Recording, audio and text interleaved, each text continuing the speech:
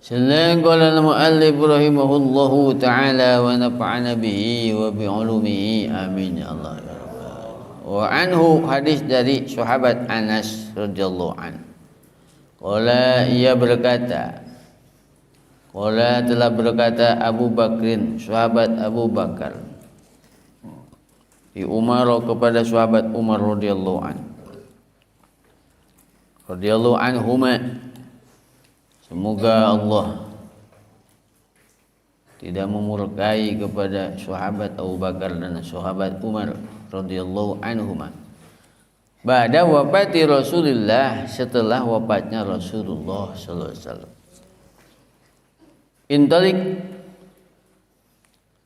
kamu hendaknya pergi bina dengan kita, illa Ummi Aiman, kepada sahabat Ummi Aiman radhiyallahu anha, radhiyallahu, semoga Allah tidak memurkai anha, dari Ummi Aiman. Nazuruha, kita menziarahinya, nazuruha, kita mengunjunginya, kama kana, sebagaimana terjadi siapa Rasulullah SAW yazuruha, menziarahi Ummi Aiman, Rasulullah menziarahi Ummi Aiman. Yazuruha, Rasulullah menziarahi Ummu Aiman. Walaman tahaina, maka tatkala kita semua sampai ilaiha, kepada Ummu Aiman, bakat, maka ia menangis.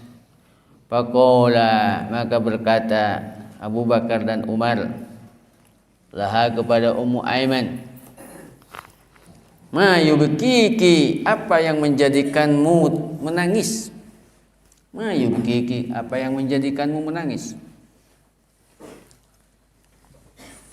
Amma ta'lamina, apakah kau tidak tahu, annama indallahi, sesungguhnya sesuatu yang ada di sisi Allah. Annama indallahi, sesungguhnya segala sesuatu yang ada di sisi Allah Ta'ala khairun, adalah lebih baik, li Rasulillah, bagi Rasulullah SAW.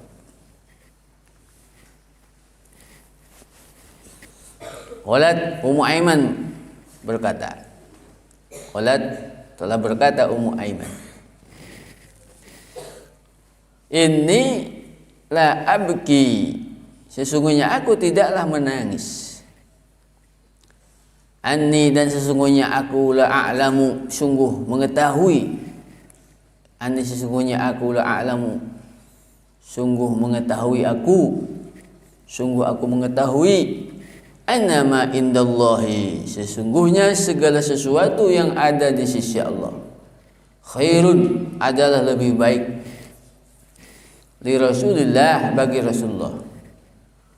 Walakinni, tetapinya sesungguhnya aku, abki, aku menangis. Annal wahya, sesungguhnya wahyu, qadin qata'a, sungguh telah berhenti wahyu, minas samai, turun dari langit. Fahayyajat huma, maka menggerakkan Ummu Aiman kepada Abu Bakar dan Umar. Fahayyajat huma, maka menggerakkan Ummu Aiman kepada Abu Bakar dan Umar, alal bukai, untuk menangis. Faja'ala, maka jadilah keduanya, yabkiyani, menangis keduanya, ma'aha, beserta Ummu Aiman. Faja'ala, jadilah keduanya, yabkiyani, ya, atau faja'ala, mulailah keduanya, yabkiyani, keduanya menangis, ma'aha, beserta Ummu Aiman. Rawahu Muslimun, hadis riwayat Imam Muslim. Rawahu, telah meriwayatkan atas hadis tersebut Muslimun, Imam Muslim. Wa qad sabaqa, telah terdahulu hadis ini, fi bab ziyarati ahli khair, dalam bab menziarahi ahli kebaikan. Jadi hadis ini nomor 452, riwayat dari sahabat Anas bin Malik radhiyallahu anhu. Kata sahabat Anas, suatu ketika Abu Bakar berkata kepada sahabat Umar, "Hei Umar, ayo kamu pergi dengan kita untuk menemui Ummu Aiman." Jadi Ummu Aiman itu adalah pengasuh Rasulullah SAW. Jadi Ummu Aiman itu adalah budak yang diangkat oleh ayahanda Rasul, yaitu oleh Sayyid Abdullah. Jadi ketika Rasul lahir, Ummu Aiman ikut menghadiri.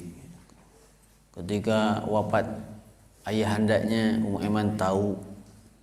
Bahkan ketika ibundanya Sayyidah Aminah pergi ke Madinah ya untuk menemui saudaranya, pulangnya dari Madinah ya, menziarahi makam Sayyid Abdullah dan akhirnya wafat di perjalanan. Yang membawa pulang ke Mekah Rasulullah yang masih kecil adalah Ummu Aiman. Ketika Rasulullah diangkat jadi Nabi, Ummu Aiman juga termasuk yang beriman. Namun ketika Rasulullah menikah dengan Siti Khadijah, maka Ummu Aiman dimerdekakan dari budaknya oleh Rasul. Nah, tapi walaupun demikian, Ummu Aiman terus selalu mendampingi Rasul. Ketika Rasul pindah diasuh oleh kakeknya, Ummu Aiman ikut ke rumah kakeknya. Pindah ke rumah Abu Thalib ya, ikut pindah. Hanya ketika menikah dengan Siti Khadijah, maka Ummu Aiman dibebaskan dari perbudakannya, merdekakan oleh Rasulullah. Yang Ummu Aiman menikah ya.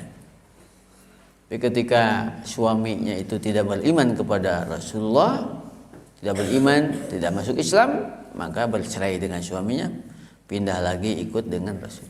Jadi Ummu Aiman itu adalah orang yang mengikuti perkembangan Rasul dari semenjak kecil sampai wafat. Karena memang Rasul wafat, Ummu Aiman masih hidup. Nah, ini hadisnya. Kata Abu Bakar, mari kita berkunjung kepada Ummu Aiman sebagaimana yang biasa dilakukan oleh Rasulullah. Rasulullah sering berkunjung ke Ummu Aiman. Begitu. Begitu keduanya Abu Bakar dan Umar itu sampai ke rumah Ummu Aiman, dan menangislah Ummu Aiman sejadi-jadinya. Begitu menangis. Ditanya oleh Abu Bakar dan Umar, kenapa Ummu Aiman menangis? Apa yang menjadikan kamu menangis? Jangan menangis. Walaupun Rasulullah wafat, apa yang di sisi Allah lebih baik bagi Rasul daripada yang lainnya? Sudah, Rasul sudah mendapat kebahagiaan di sisi Allah walaupun sudah wafat. Apa jawaban Ummu Aiman? Aku tidak menangisi kewafatan Rasul. Yang aku tangisi adalah berhentinya wahyu turun dari langit ke dunia. Itu. Jadi inilah salah satu dalil menangis yang boleh, yaitu menangisi sesuatu yang baik. Ketika Rasulullah wafat, masalah wafat Rasulnya, tetapi oleh semua sahabat disadari bahwa ketika Rasulullah wafat, yang paling sangat memukul para sahabat adalah berhentinya turun wahyu dari Allah kepada dunia. Karena turunnya wahyu hanya kepada Rasulullah. Ketika Rasulullah wafat, berarti wahyu berhenti. Maka menangislah Ummu Aiman. Begitu Ummu Aiman menangis, Abu Bakar pun dan Umar ikut menangis setelah sadar apa yang dikatakan oleh Ummu Aiman. Itulah tangisan yang terpuji di sisi Allah. Ummu Aiman menangisi karena putusnya wahyu yang turun dari Allah kepada dunia ini setelah wafatnya Rasulullah SAW. Jadi dari sini beberapa pelajaran yang bisa diambil. Pertama, kita boleh ziarah kepada ahli yang baik, kepada orang-orang soleh. Abu Bakar dan Umar menziarahi Ummu Aiman. Berarti ini adalah dalil kita ziarah kepada orang-orang ahli ibadah. Boleh kita berziarah, berkunjung kepada orang-orang yang ahli kebajikan. Yang kedua, yang tadi, boleh menangisi sesuatu hal yang baik. Yang ketiga adalah kita boleh memelihara hubungan dengan seseorang yang memiliki hubungan dengan orang tua kita. Sayyidina Abu Bakar, Sayyidina Umar mendatangi Ummu Aiman karena mengingat Rasul pun sering mendatangi Ummu Aiman. Jadi kalau kita nanti ya tahu bahwa ayah kita, ibu kita punya kenalan, ya teman-teman akrabnya, ketika sudah wafat ayah kita, hubungi orang tersebut. Ya, kenalan ayah kita itu, kenalan ibu kita itu nggak namanya kita memelihara silaturahmi. Ihfad budda abika, jagalah ya yang disenangi oleh ayahmu. Ayahmu senang berkunjung dengan kerabatnya, maka ketika wafat ayah kita, kita pun harus sering mengunjungi kenalan ayah kita itu. Jadi ada beberapa pelajaran dalam hadis ini. Tetapi yang kaitannya dengan bab yang dibahas dalam kitab ini adalah diantara tangisan yang terpuji di sisi Allah, tangisan yang terpuji dalam agama kita ketika menangisi hal yang baik. Seperti tadi, turunnya wahyu kepada Rasulullah adalah hal yang baik, hal yang sangat manfaat bagi umat, manfaat bagi manusia di dunia. Dan ketika terputus, hal itu ditangisi oleh Ummu Aiman, bahkan ikut ditangisi oleh sahabat Abu Bakar dan sahabat Umar radhiyallahu anhum. Maka naliyat ma'inna,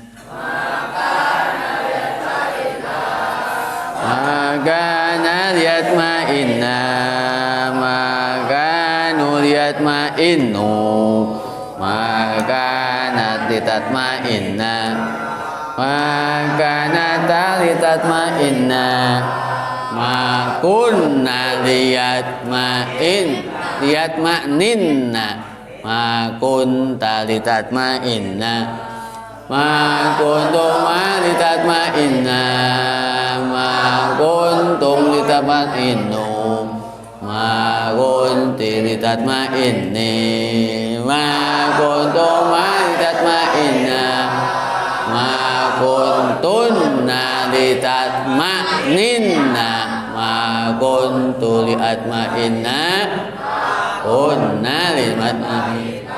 Umma sudah